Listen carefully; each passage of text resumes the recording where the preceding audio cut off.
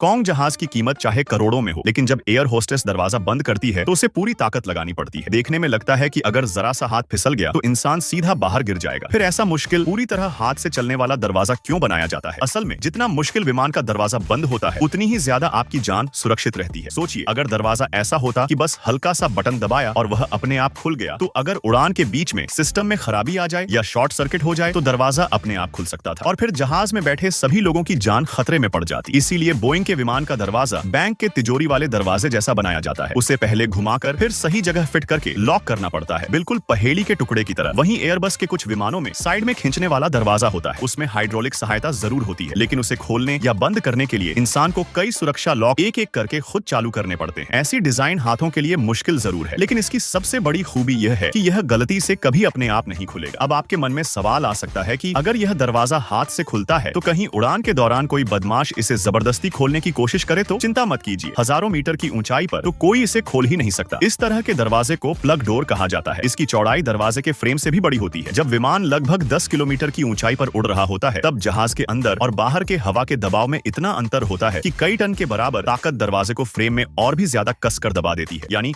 ऊपर आसमान में दरवाजे को बंद रखने के लिए ताले की भी जरूरत नहीं पड़ती। हवा का दबाव ही दुनिया